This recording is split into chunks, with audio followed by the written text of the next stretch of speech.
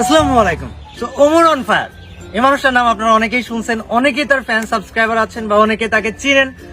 আজকে তাকে নিয়ে আমাদের একটা স্পেশাল ভ্লগ আসতেছে। আর আমার এই চ্যানেলে অনেক দিন হয়ে গিয়েছে ভ্লগ দেওয়া হয় নাই।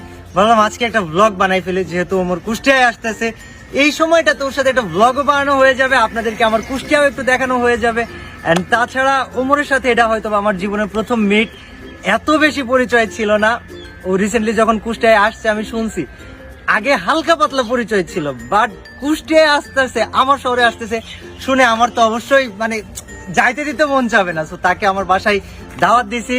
ওমর আছে, ওর সাথে ওর ফ্রেন্ড আছে গাইজ।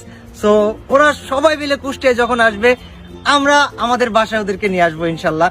সো আজকের ব্লগ এটা নিয়েই, আপনারা সবাই আমাদের সাথে থাকেন।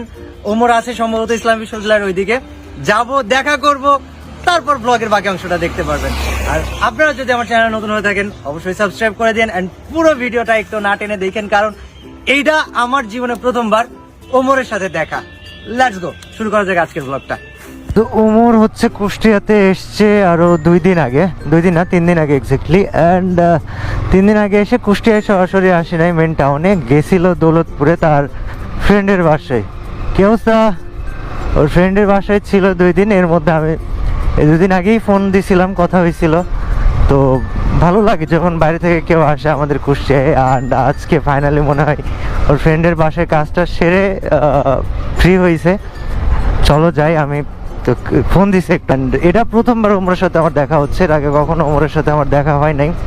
যতটুকু কথা হয়েছে অনলাইনে কথা হয়েছে। সো এটা একরকম অনলাইনের পরিচিত মানুষের সাথে প্রথমবার দেখা হওয়া, অনলাইন ফ্রেন্ড, অনলাইন ভাই, ছোট ভাই, তার সাথে প্রথমবার দেখা হওয়া। সো জিনিসটা আমার কাছে মজাদার, মানে ফিলটা বোঝানোটা মুশকিল। প্রথমবার একটা মানুষকে তুমি দেখতেছো, বুঝতেই পারতেছো। 3 2 1 গো। ওকে। ও মাই গড ভাই, গা পুড়ে যাচ্ছে ভাই, এত রোদ কেন? সিরিয়াস লেভেল গা পুড়ে যাচ্ছে।